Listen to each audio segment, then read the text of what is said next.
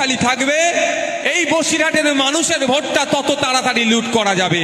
কেন্দ্রে বিজেপি দুর্বল হলে এই বসিরহাটের মানুষকে সিএর ভয় দেখিয়ে আর ভোট নেওয়া যাবে না। কেন্দ্রের বিজেপি দুর্বল হলে এই বসিরহাটের মানুষের বুকে গুলি চালাবো বলবে এর মতো কেউ নেতা এসে বলতে পারবে না ভয়ে। ফলে এখানকার মানুষরা ভয় পাবে না, তৃণমূলের নাটককে আর পা দেবে না, তৃণমূলের বিপক্ষে ভোট দেবে, তৃণমূল এবং বিজেপি পরাজিত হবে। এই কারণে এরা চায় মনে প্রাণে কেন্দ্রের বিজেপি শক্তিশালী থাকুক। কেন্দ্রের বিজেপি দুর্বল হলেই ভাইপোর বাড়িতে এটি চলে যাবে, কেন্দ্রের বিজেপি দুর্বল হলেই কালীঘাটে সিবিআই চলে যেতে পারে। আর বিজেপি যতদিন শক্তিশালী থাকবে কেন্দ্রে, কালীঘাটের কাকুকেও টাচ করতে পারবে না। আমার যতটা রাজনৈতিক জ্ঞান হয়েছে, কালীঘাটের কাকুর বিখ্যাত কণ্ঠস্বরের সবাই অপেক্ষায় আছি। যেমন আপনারা অনেকে অপেক্ষায় থাকেন না, বড় ভাইজান আব্বাস সিদ্দিকীর কণ্ঠস্বর একটু শুনবেন জলসা। বাংলার মানুষ এখন অপেক্ষায় আছে কালীঘাটে সেই চর্চিত কাকুর কণ্ঠস্বরের জন্য।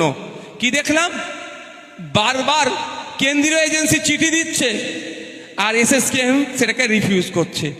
এক প্রকার তো একবার চলেও গিয়েছিল কেন্দ্রীয় এজেন্সি, কালীঘাটের কাকু বাচ্চাদের ওয়ার্ডে ঢুকে গিয়েছিল। বুঝতে পারছেন না, ওনার বেড ছেড়ে বাচ্চাদের ওয়ার্ডে ঢুকে গিয়েছে, লুকোতে গিয়েছিল। নাটক হচ্ছে ভাই, নাটক হচ্ছে। চাকরির যেখানে ডেডলাইন দিয়ে দিয়েছে সুপ্রিম কোর্ট, তারপরেও একজনের গলার কণ্ঠস্বর পরীক্ষা হচ্ছে না কেন?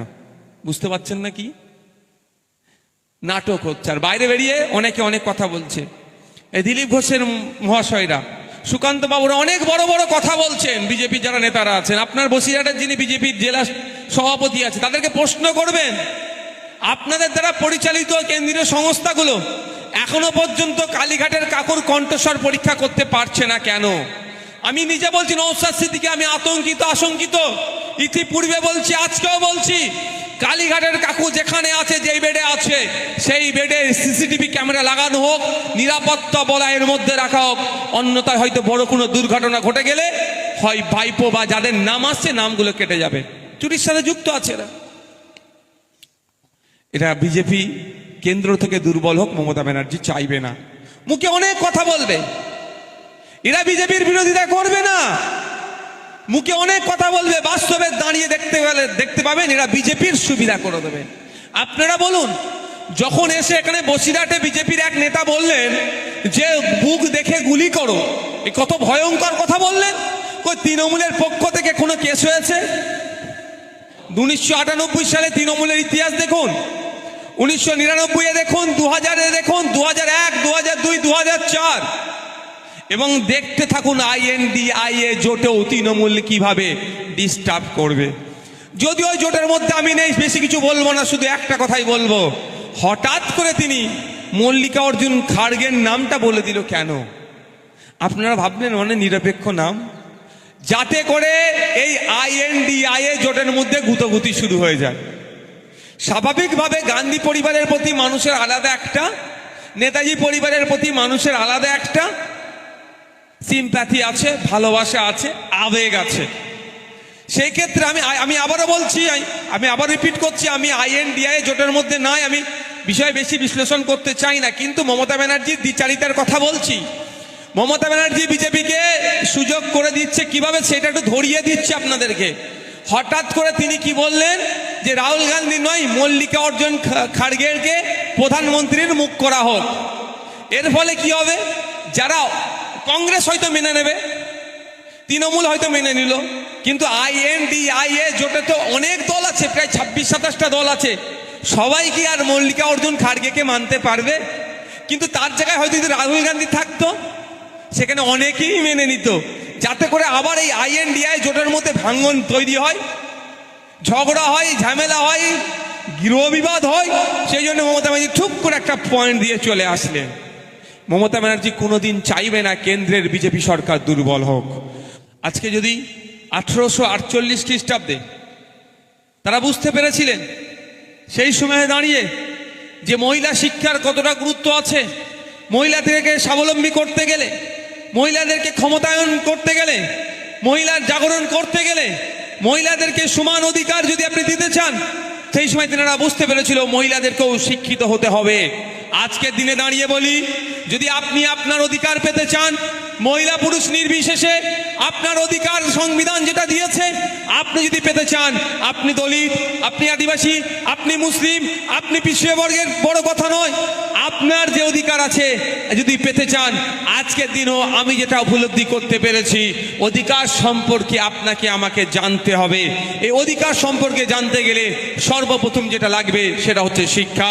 তাই আজকে এই মহান দিনে দাঁড়িয়ে, এই স্মরণীয় দিনে দাঁড়িয়ে আমি প্রত্যেক মা বোন থেকে শুরু করে যারা গার্জিয়ানরা এসেছেন প্রত্যেকের কাছে অনুরোধ করব, আমাদের ভবিষ্যৎ তো তলানিতে চলে গিয়েছে, আমাদের কাছ থেকে তো শিক্ষা ব্যবস্থা কেড়ে নিয়েছে, ফলে আমরা এখন সেই ডিগ্রিধারী আর শিক্ষিত হতে পারিনি।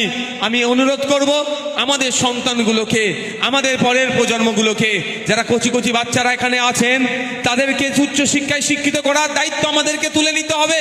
কিন্তু অতীব দুঃখের সাথে বলছি, রাজ্য সরকার সুকৌশলে প্রায় আপার প্রাইমারির কাউন্সিলিংটা বন্ধ রেখেছে, সেকেন্ড পার্টের কাউন্সিলিং হচ্ছে না, আর শিক্ষকের অভাবে দেখিয়ে স্কুলগুলো বন্ধ হয়ে যাচ্ছে। আমাদেরকে প্রতিবাদ করতে হবে। পশ্চিমবাংলায় প্রায় 8,500 শিক্ষা প্রতিষ্ঠান বন্ধ করে দেওয়ার অপচেষ্টা চালাচ্ছে রাজ্য সরকার।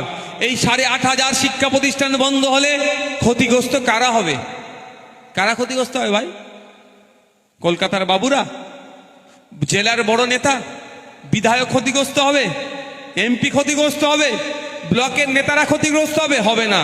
ক্ষতিগ্রস্ত হয় পাড়ার চারানার নেতাটা হবে, কিন্তু তৃণমূলের পাড়ার চারানা নেতাটাও ক্ষতিগ্রস্ত হয়ে যাবে, আর সাধারণ মানুষ ক্ষতিগ্রস্ত হবে।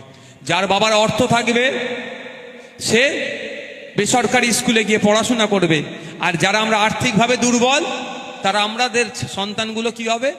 অর্থের অভাবে পড়াতে পারবো না, অশিক্ষিত হয়ে থাকবো, আর আমাদের এই অশিক্ষার সুযোগটা নিয়ে 500,000 টাকা করে দিয়ে ভুল বুঝিয়ে রেখে দেবে।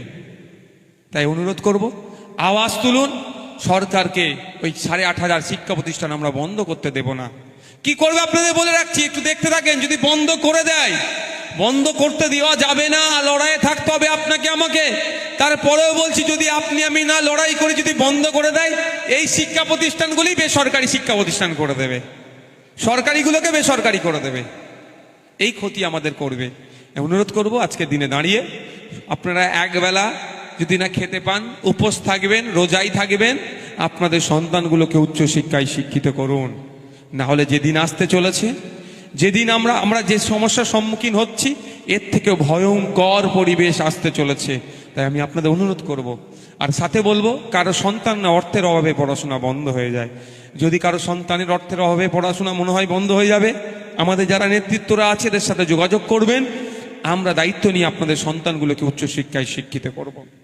শুধু তাই নয়, আপনাদের বলে রাখি, মাইকের আওয়াজ যাচ্ছে, আজকের এই প্রোগ্রামকে যারা ডিস্টার্ব করতে চেয়েছিল তাদের মধ্যে দেখবেন অনেকে আর্থিকভাবে স্বাবলম্বী নয়, অনেকে আর্থিকভাবে দুর্বল।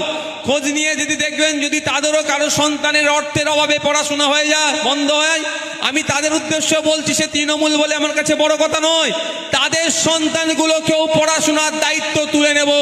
গোপনে আমাদের সাথে যোগাযোগ করতে বলুন, তাদের পরিচয় গোপন রেখে তাদের সন্তানগুলোকে উচ্চশিক্ষায় শিক্ষিত করব। আজকে যদি তারা উচ্চশিক্ষায় শিক্ষিত হতো, এই রক্তদানের মতো, এবং এই মহান যে একজন ব্যক্তি, যিনি ব্যক্তিত্ব অধিকারী সাবিত্রীবাই ফুলের জন্মদিবসকে তারা ডিস্টার্ব করতো না। তারা অশিক্ষিত বলে ডিস্টার্ব করছে, তার সন্তানগুলো যদি অশিক্ষিত থাকে তাহলে এই ডিস্টার্বের ক্রমশ বেড়ে যাবে। তাদের সন্তানগুলোকে শিক্ষিত করতে পারলেই সুষ্ঠু সমাজ আমরা ফিরে পাবো। তাই তারাও যদি কোনো রকম হয়, আমাদের সাথে যোগাযোগ করুন, তাদের সন্তানগুলোকে আমরা তাদের পরিচয় গোপন রেখে উচ্চশিক্ষার দায়িত্ব তুলে নেব। সকলে ভালো থাকবেন, সুস্থ থাকবেন। এই আজকের বক্তব্য এখানেই সমাপ্ত হলো।